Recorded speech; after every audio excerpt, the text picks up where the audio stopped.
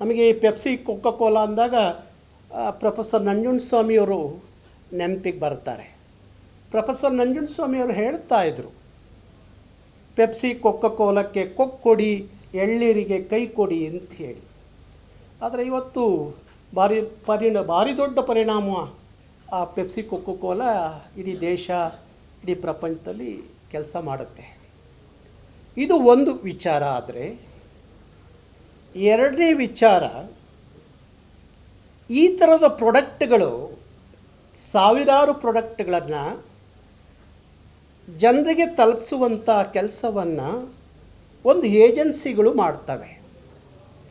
ಕರ್ನಾಟಕದಲ್ಲಿ ಉತ್ತರ ಭಾರತದಿಂದ ಬಂದಂಥ ಅನೇಕರು ಆ ಏಜೆನ್ಸಿಗಳನ್ನ ತಗೊಂಡು ಇಲ್ಲಿ ವ್ಯಾಪಾರವನ್ನು ಮಾಡಿಕೊಂಡು ಬಂದಿದ್ದಾರೆ.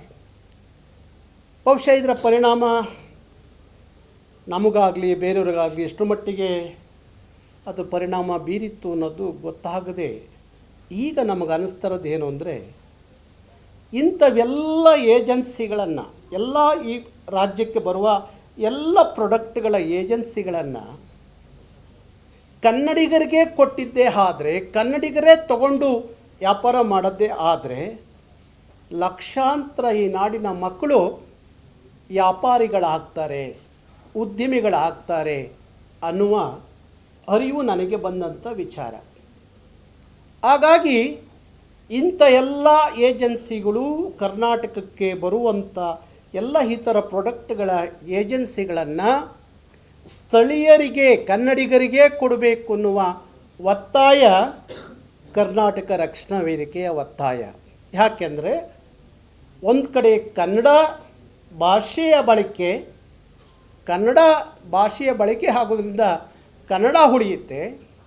ಈ ಥರದ ಎಲ್ಲ ಏಜೆನ್ಸಿಗಳು ಕನ್ನಡಿಗರಿಗೆ ಸಿಗೋದಾದರೆ, ಇಲ್ಲ ಆ ಏಜೆನ್ಸಿಯಲ್ಲಿ ಒಬ್ಬ ಕನ್ನಡಿಗನನ್ನು, ಆ ಏಜೆನ್ಸಿಯಲ್ಲಿ ಕನ್ನಡಿಗನನ್ನು